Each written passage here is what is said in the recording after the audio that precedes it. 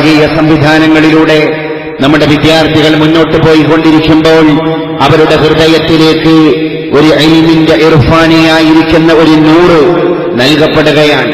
അല്ലാഹു സുബ്ഹാനഹു വ തആല നമ്മുടെ കുട്ടികളെ സ്വാലിഹീങ്ങളായ മക്കളാക്കി തീർക്കുമാറാകട്ടെ. കാരണം ആധുനിക യുഗത്തിൽ സോഷ്യൽ മീഡിയയിലൂടെ, സാമൂഹ്യ മാധ്യമങ്ങളിലൂടെ നമ്മുടെ കുട്ടികൾ, നമ്മുടെ കൗമാരവും നമ്മുടെ യൗവനവും പിഴച്ചുകൊണ്ടിരിക്കുന്ന അതിദാരുണമായ, വേദനാജനകമായ, ബീഭത്സദായകമായ സംഭവ വികാസങ്ങൾ അരങ്ങേറിക്കൊണ്ടിരിക്കുകയാണ്. ഇന്നും ഇന്നലെയ സന്ധ്യയോടുകൂടെയുമായി നമ്മുടെയൊക്കെ കുട്ടികളുടെ, ചെറുപ്പക്കാരുടെ സോഷ്യൽ മീഡിയകളിലൂടെ കടന്നുവരുന്ന ഒരു പ്രളയം പോലെ പ്രചാരം സിദ്ധിക്കപ്പെട്ട ഒരു വാർത്തയാണ് റാബിയ എന്ന് പറയുന്ന ഒരു കുട്ടി. നമ്മൾ ചിന്തിക്കണം, റാഹില എന്ന് പറയുന്ന കുട്ടി സഹോദര മതസ്ഥന്റെ കൈയും പിടിച്ചിട്ട് അഖീദ പഠിച്ച, അഖ്ലാഖ് പഠിച്ച, ദീന് പഠിച്ച, തജ്വീദ് പഠിച്ച, ഖുർആൻ പഠിച്ച, അള്ളാഹുവിന്റെ മതം എന്ത് എന്ന് ഈ മതകലാലയത്തിന്റെ അകത്തട്ടിൽ വന്നിട്ട് അഭ്യസിച്ചു പോയ ഒരു കുട്ടി കോടതി മുറിയിൽ വെച്ച് തന്റെ പിതാവിന്റെ മുഖത്ത് നോക്കി നിങ്ങൾ എന്റെ ആരുമല്ല എന്ന് പറഞ്ഞ് സഹോദര മതസ്ഥന്റെ കൈയും പിടിച്ച് രജിസ്റ്റർ മാരേജിന് കോപ്പുകൂട്ടി കടന്നുപോയത്. ആ പിതാവ് കണ്ണൂരിലെ കോടതി വളപ്പിൽ നിന്ന് മകളെ വിളിക്കുന്നു, ഓമനത്തത്തോടുകൂടെ നിലവിളിക്കുകയാണ്, മോളെ ഒന്നിങ്ങുക എന്ന രീതിയിൽ. ആലോചിച്ചു നോക്കണം നമ്മൾ. പതിറ്റാണ്ടുകൾക്ക്, നൂറ്റാണ്ടുകൾക്ക് മുമ്പ് ഒരു പ്രളയം വന്നു, തൂഫാൻ എന്ന് പറയുന്ന പ്രളയം. നൂഹ് നബി അലൈഹി സ്വലാത്തു വസ്സലാമിന്റെ രക്തത്തിൽ പിറന്ന തന്റെ പൊന്നോമന പുത്രൻ പോലും മതത്തിന്റെ പുറത്താണ്. അവന്റെ കൂടെയുള്ള ആളുകൾ നൂഹ് നബി അലൈഹി സ്വലാത്തു വസ്സലാമിനെ ധിക്കരിക്കാൻ വേണ്ടി മുന്നോട്ട് വന്ന ഒരു സാഹചര്യം അവിടെയുണ്ടായി. വെള്ളം വരികയാണ്, പ്രളയം വരികയാണ്, വെള്ളപ്പൊക്കം വരികയാണ്. കഅബാലയം പോലും പൊളിഞ്ഞുപോയ ഒരു പ്രളയമായിരുന്നു അത് എന്ന് ചരിത്രം നമ്മളോട് പറയുകയാണ്. ആ നേരത്ത് പിതാവ് വിളിച്ചപ്പോ മകൻ പറയുന്ന മറുപടി, സആബി ഇലാ ജബലി അശ്മുനി മിനൽ മാ. വാപ്പാ, നിങ്ങളുടെ വെള്ളപ്പൊക്കം, പിതാവേ നിങ്ങളുടെ ജലപ്രളയം കടന്നു വരുന്നതിനൊരു പരിധിയില്ലേ? അതുകൊണ്ട് സആബി ഇലാ ജബലി അശ്മുനി മിനൽ മാ, നിങ്ങളുടെ വെള്ളങ്ങളിൽ നിന്ന്, നിങ്ങളുടെ ജലപ്രളയത്തിൽ നിന്ന്, നിങ്ങളുടെ ജലത്തിന്റെ പ്രവാഹത്തിൽ നിന്ന് രക്ഷപ്പെടാൻ ഞാനാ കാണുന്ന മലയുടെ മുകളിലേക്ക് കയറി രക്ഷപ്പെടുന്നതാണ്. ഇത് മകൻ പിതാവിനോട് പറഞ്ഞതാണ്. അങ്ങനെ ഒരു ചരിത്രം നൂഹ് നബി അലൈഹി സ്വലാത്തു വസ്സലാം പരിശുദ്ധമായ മതത്തെ പ്രബോധനം ചെയ്യുമ്പോൾ ഉണ്ടായില്ല. എന്റെ പ്രിയപ്പെട്ടവരെ, രക്തബന്ധത്തിൽപ്പെട്ട മകനെപ്പോലും നഷ്ടമായൊരു പിതാവ് രോദനം കൊള്ളുകയാണ്. അല്ലാഹു തആല പറഞ്ഞുപോയി, നൂഹേ, നിന്റെ മതം നമ്മുടെ മതം അവൻ അംഗീകരിച്ചിട്ടില്ലെങ്കിൽ ഇന്നഹു ലൈസ മിൻ അഹ്ലിക, അവൻ നിന്റെ ബന്ധുപോലുമല്ല. മകനെപ്പറ്റിയാണത് പറയുന്നത്. ആധുനിക സംഭവ വികാസങ്ങളുടെ പശ്ചാത്തലത്തിലൂടെ ഞാൻ ആ വിഷയം നിങ്ങളുടെ മുമ്പിൽ അവതരിപ്പിക്കുവാനുണ്ടായ ചേതോവികാരം മറ്റൊന്നുമല്ല, ഒളിച്ചോട്ടം കൂടിക്കൊണ്ടിരിക്കുകയാണ്. മൊബൈൽ ഫോണിന്റെ ക്രമാതീതമായ ഉപയോഗം നമ്മുടെ കുട്ടികളെ മറ്റൊരാളാക്കി മാറ്റിക്കൊണ്ടിരിക്കുകയാണ്. നമ്മുടെയൊക്കെ പരിസരങ്ങളിലുള്ള കലാലയങ്ങളിലൊക്കെ മൊബൈൽ ഫോണിന്റെ ഉപയോഗം നമ്മുടെ കുട്ടികൾ ഏത് തരത്തിലാണ് സോഷ്യൽ മീഡിയയിൽ നിന്ന് യൂസ് ചെയ്തുകൊണ്ടിരിക്കുന്നത് നമ്മൾ ചിന്തിക്കേണ്ട വിഷയമല്ലേ എന്റെ പ്രിയപ്പെട്ടവരെ. അങ്ങനെ കൊടികുത്തി വാണുകൊണ്ടിരിക്കുന്ന അധാർമികത നമ്മുടെ നാടിന്റെ പരിസരങ്ങളെ മുഴുവൻ തിന്മയുടെ ആഭിമുഖ്യത്തിലേക്ക് ക്ഷണിച്ചുകൊണ്ടിരിക്കുകയാണ്. അവിടെ ഒരു കുട്ടി സ്വപ്നം കാണണം, അവിടെ ഒരു കുട്ടി തന്റെ സ്വപ്നങ്ങളെ മാറോട് ചേർക്കണം, അവിടെ ഖുർആനിനെ നെഞ്ചോട് ചേർക്കാൻ അവന് സാധിക്കണം. റബ്ബനാ ഹബ് ലനാ മിൻ അസ്വാജിനാ വദുർരിയ്യാതിനാ ഖുർറത അഅ്യുനിൻ വജഅൽനാ ലിൽമുത്തഖീന ഇമാമാ. വിവാഹിതനായവരോടും അവിവാഹിതനായവരോടും ഒരുപോലെ ദുആ ചെയ്യാൻ പരിശുദ്ധ തിരുമേനി മുഹമ്മദ് മുസ്തഫ സല്ലല്ലാഹു അലൈഹി വസല്ലം നബി തങ്ങൾ പ്രഖ്യാപിക്കുകയാണ്, നിങ്ങൾ നിങ്ങളുടെ മക്കളെപ്പറ്റി, നിങ്ങളുടെ സന്താനങ്ങളെപ്പറ്റി, നിങ്ങളുടെ സഹധർമ്മിണികൾക്ക് വേണ്ടി ദുആ ചെയ്യണം. റബ്ബനാ ഹബ് ലനാ മിൻ അസ്വാജിനാ വദുർരിയ്യാതിനാ. അല്ലാഹുവേ, നീ നൽകുന്ന ഭാര്യ സന്താനങ്ങളെ ആക്കി മാറ്റണേ തമ്പുരാനെ. ഖുർറത അഅ്യുനിൻ, ഞങ്ങളുടെ കണ്ണിന്റെ കുളിർമയാക്കണേ തമ്പുരാനെ. എപ്പോഴാണ് നമ്മുടെ ഭാര്യ നമ്മുടെ കണ്ണിന്റെ കുളിർമയാകുന്നത്? എപ്പോഴാണ് നമ്മുടെ മക്കൾ നമ്മുടെ കണ്ണിന്റെ കുളിർമയാകുന്നത്? പറയുന്നത്, വിവാഹിതനാകാൻ പോകുന്ന വിവാഹപ്രായമെത്തിയ പൊന്നുമോന് വേണ്ടി പ്രപ്പോസൽ കടന്നു വരികയാണ്. ഏതോ ഒരു മുറച്ചെറുക്കനായി നാട്ടിലൂടെ അവൻ ഊരിച്ചുറ്റിക്കൊണ്ടിരിക്കുകയാണ്.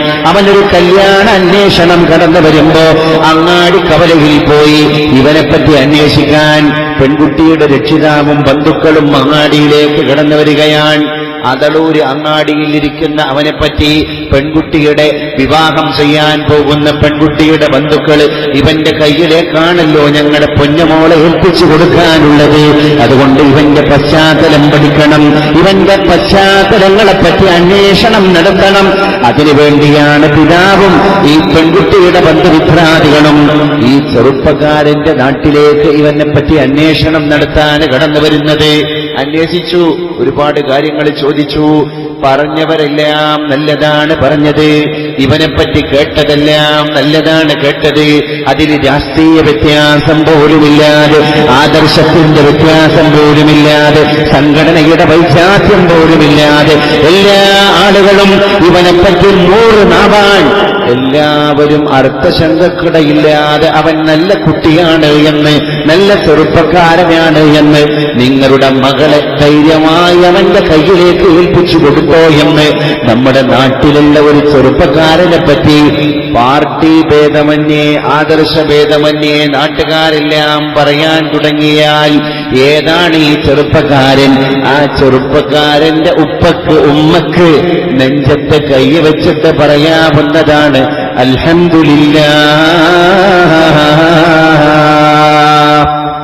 കാരണം വഹബലി വലദൻ ലം യഅ്സുല്ലാഹ അബദ. അബൂ യസീദുൽ ബിസ്താമി എന്ന് പറയുന്ന മഹാനായ പണ്ഡിതൻ, മകൻ മരിച്ചുപോയി. മകൻ മരിച്ചുപോയതെങ്ങനെയാണ്? കാട്ടിലുള്ള പിടിമൃഗങ്ങൾ തിന്നിട്ടാണ് മകൻ നഷ്ടപ്പെട്ടു പോയത്.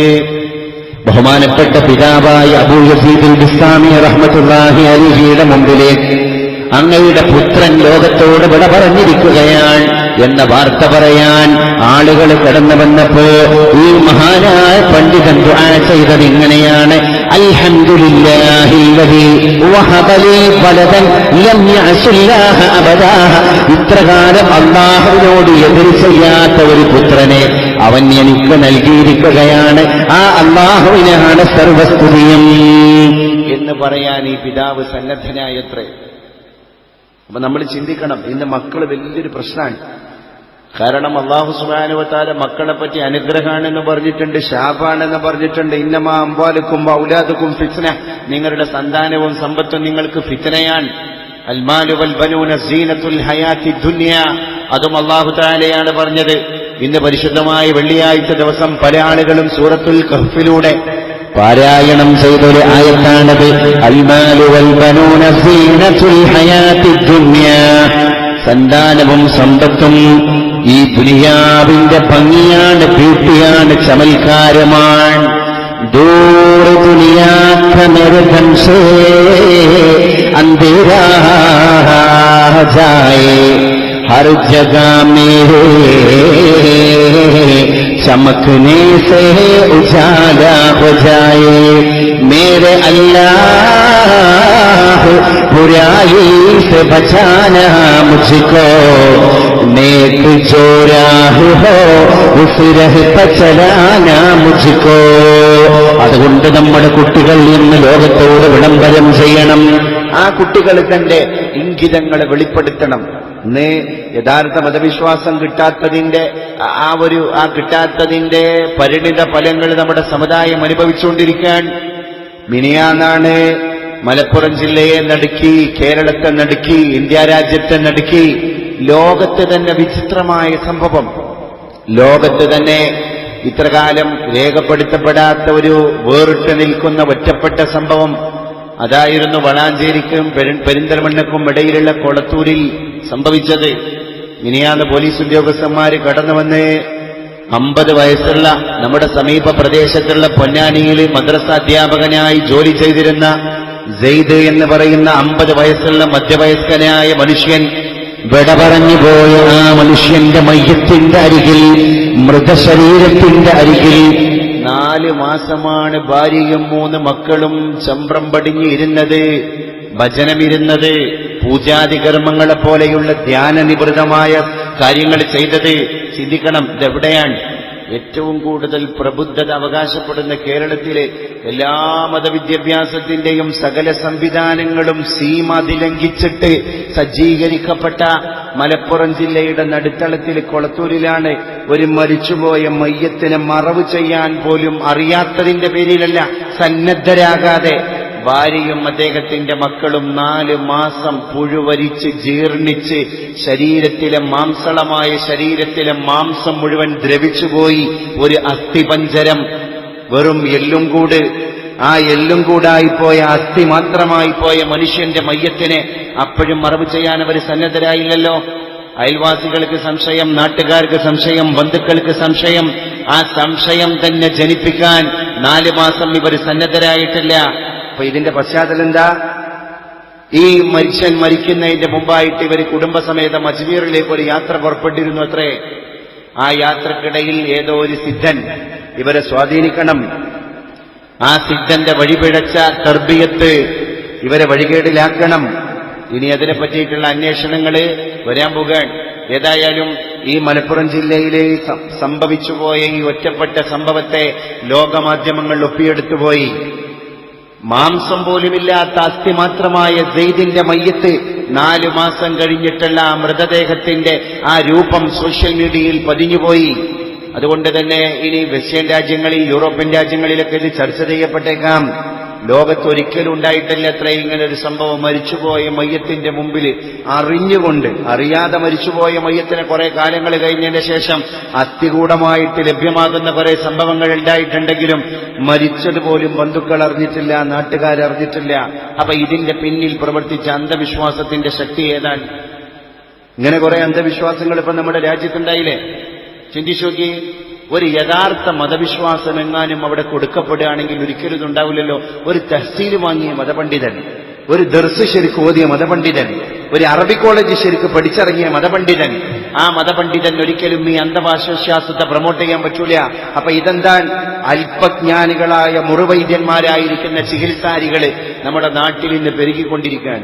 ഈ കുറ്റിപ്പുറത്തിന്റെ അടുത്തൊരു ചികിത്സ നടന്നു. ഈ അടുത്ത് ആ സഹോദരി പറഞ്ഞത്, ചികിത്സ നടത്താൻ വന്ന സിദ്ധനായ, മുസ്ലിയാരുടെ രൂപത്തിൽ വന്ന സിദ്ധനായ മനുഷ്യൻ എന്റെ അടുത്ത് വന്നിട്ട്, ഈ സഹോദരി പറയാൻ, എന്റെ അടുത്ത് വന്നിട്ട് പറഞ്ഞു, അടുപ്പിന്റെ ചോട്ടിൽ നിധിയുണ്ട്.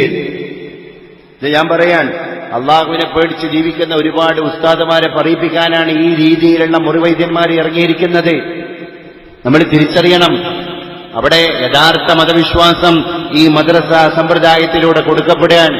ആരാണ് റബ്ബ്, ആരാണ് പരിശുദ്ധ റസൂൽ, എന്താണ് ദീൻ, എന്താണ് പരിശുദ്ധ ഖുർആൻ?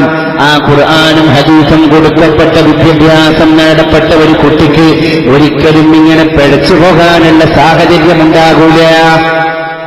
ആ സാഹചര്യങ്ങൾ ഉടലെടുത്തത് മുഴുവൻ യഥാർത്ഥ മതവിശ്വാസത്തിന്റെ കുറവുകൊണ്ടാണ്. നല്ല കമ്മി നമ്മുടെ നാട്ടിൽ ഇപ്പോഴും ആ വിഷയത്തിലുണ്ട്. ഭൗതിക